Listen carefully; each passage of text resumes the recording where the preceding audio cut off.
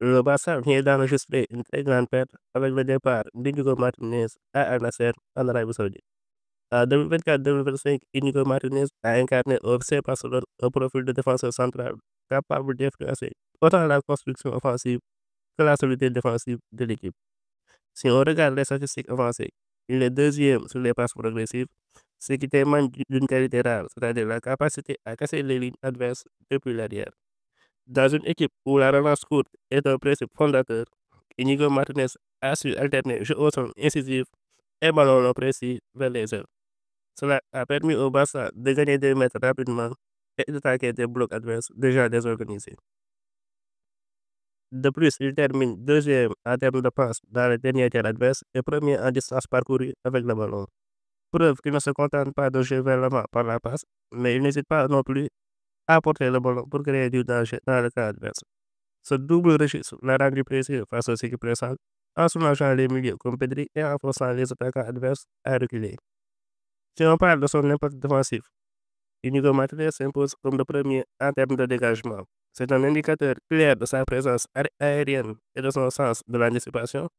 Dans les phases où le passage subissait, il a été la première réponse face au centre et au ballon aérien. Un autre chiffre clé est aussi son différentiel entre les expected goals pour et les expected goals contre. Il est deuxième dans l'équipe derrière Lamine Yamal, ce qui montre que le Barça concédait moins d'occasions nettes tout en créant davantage avec lui sur le terrain. C'est la signature d'un jeu dont l'impact défensif se répercute directement sur l'efficacité offensive de l'équipe.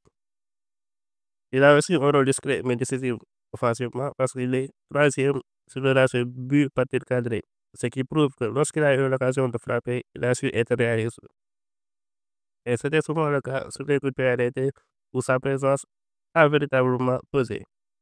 Il figure également septième sur les actions menant à un but, un classement surprenant pour un défenseur, mais qui souligne son implication dans les séquences offensives, que ce soit par une récupération haute, une ouverture décisive ou une montée balle au pied.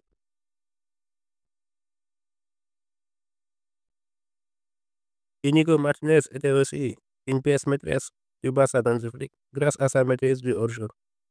Avec son leadership et sa qualité de communication, il assurait la coordination derrière Pau Bassi, ce qui permettait au Barça de mieux jouer, car cela permettait à l'équipe non seulement de stopper les attaques adverses, mais aussi de récupérer rapidement le ballon haut sur le terrain. Donc, cette donnée est aussi à analyser. C'est une grosse perte pour le Barça parce qu'on sait qu'un joueur comme Ronald Araujo n'a pas l'intelligence d'Inigo Martinez sur ses phases de jeu. D'ailleurs, grâce à son importance dans le jeu du Barça, Inigo Martinez était sixième en termes de temps de jeu la saison dernière, ce qui reflète une constance par rapport à un joueur défensif dans un effectif aussi compétitif. Son départ sera ainsi une grande perte pour le Barça. Inigo Martinez n'a peut-être pas l'aura médiatique de certains cadres offensifs, mais ses stats prouvent qu'il a été l'un des joueurs les plus influents du Barça en 2024-2025.